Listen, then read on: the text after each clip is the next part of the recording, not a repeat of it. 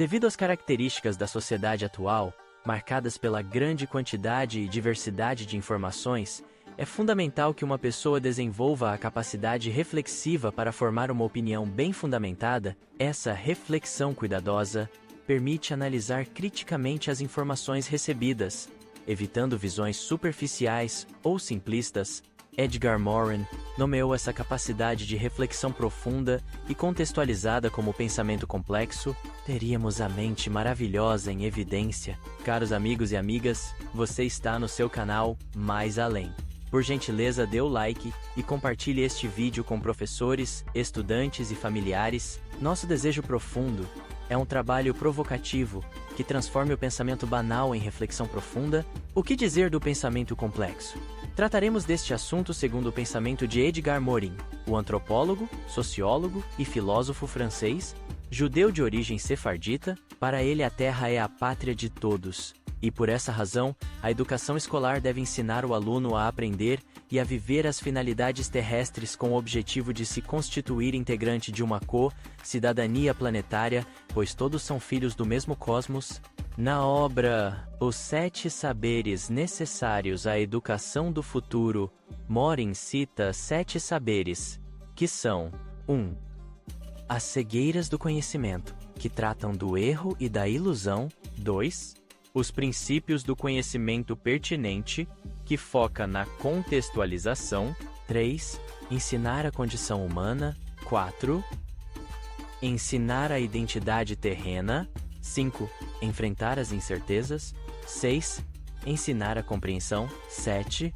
A ética do gênero humano. Mas hoje nosso tema é a complexidade, em que ele defende a reunião de saberes e a compreensão da interdependência de tudo, contra o pensamento reducionista que fragmenta o conhecimento. Comecemos então. Edgar Morin define o pensamento complexo como uma forma de pensar que integra múltiplas dimensões e conhecimentos.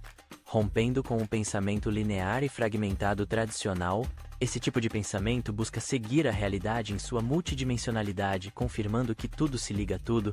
Para Morin, a complexidade é o que está tecido junto, algo que articula diferentes saberes, regular contradições e aceitar a coexistência de opostas, como ordem e desordem, sabedoria e loucura, vida e morte. Ele destaca que não se trata de buscar uma resposta definitiva, mas de abrir espaço para a dúvida, o diálogo e a integração dos saberes. A reflexão, nesse contexto, é o gesto pelo qual a mente se volta sobre si mesma para pensar suas próprias ideias, confrontar visões costumeiras e buscar um conhecimento mais profundo e consciente da realidade. Filósofos como Antonin Sertilanges ressaltam que a reflexão funciona como um filtro para a verdade, permitindo que uma pessoa ultrapasse o senso comum e evite se tornar um espírito banal. Morin vê a reflexão como uma força libertadora que combate a fragmentação do conhecimento e impulsiona a integração do saber num mundo multifacetado. Podemos dizer que isto é o poder da reflexão na mente humana. Na sociedade contemporânea, saturada de informações rápidas e muitas vezes superficiais, o pensamento complexo e a reflexão crítica são necessários para que as pessoas formem opiniões sólidas e conscientes, capazes de compreender as características sociais, econômicas, políticas e culturais em sua totalidade e interconexão. Essa atitude reflexiva fortalece a mente maravilhosa ao promover a consciência, abertura para o diálogo e capacidade de lidar com o paradoxo e a incerteza. Portanto, o poder da reflexão na mente humana é central para o exercício do pensamento complexo proposto por Edgar Morin, sendo essencial para que as pessoas naveguem na complexidade da vida contemporânea com sabedoria e discernimento. Existem várias atividades educativas eficazes para ensinar reflexão em escolas, desenvolvendo o pensamento crítico e a capacidade reflexiva dos alunos. Aqui estão algumas sugestões.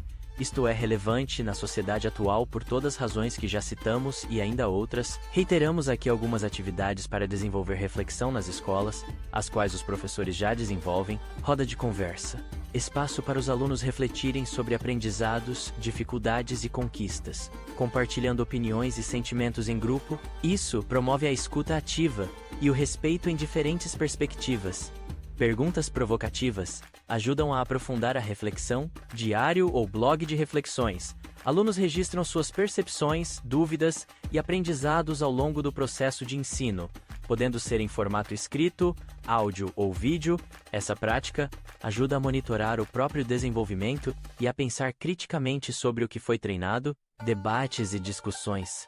Estimular momentos em que os alunos argumentem sobre temas atuais ou problemas reais, inclusive defendendo pontos de vista contrários ao seu, para praticar empatia intelectual e análise crítica, resolução de problemas, apresentar situações, problemas complexas para que os alunos formulem hipóteses, analisem alternativas e reflitam sobre as melhores soluções, atividades lúdicas como caça ao tesouro que desativam observação, investigação e reflexão sobre as informações encontradas, feedback reflexivo, incentivar os alunos a avaliar seu próprio desempenho e estratégias de estudo, questionando o que pode ser melhorado e como aplicar aprendizados futuros, dinâmicas de encerramento, roda de conversa, cartas ou cartões com feedbacks entre colegas, promovendo o reconhecimento de pontos positivos e autoconhecimento.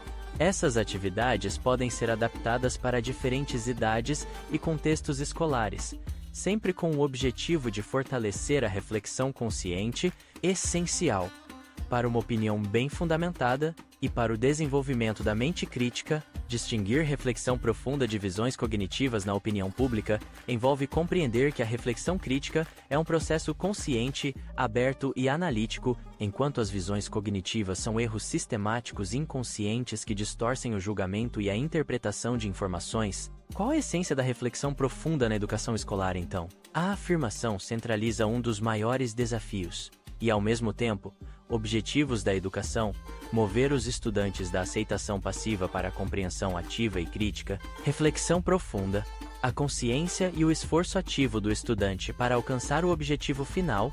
No ambiente escolar, a reflexão profunda não é apenas pensar sobre algo, mas sim um processo metacognitivo intencional que exige esforço e autoconsciência.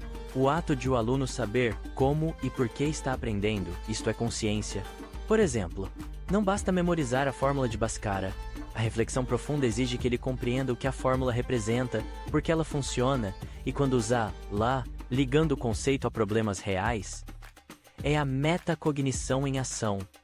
O aluno se torna um observador de seu próprio processo mental, significa ir além das definições do livro didático, envolve questionar o que é apresentado, buscar evidências que sustentem ou refutem um argumento, e considerar múltiplas perspectivas sobre um evento histórico, um texto literário ou um problema científico. Na prática escolar, isso se manifesta em pensamento crítico, busca analisar a origem, o contexto e a validade das informações. Conexão interdisciplinar, propõe ligações entre as experiências dadas pelas disciplinas de estudo, como a física com a filosofia, a história com a arte, questionamento constante, para transformar o "por que devo aprender isso?"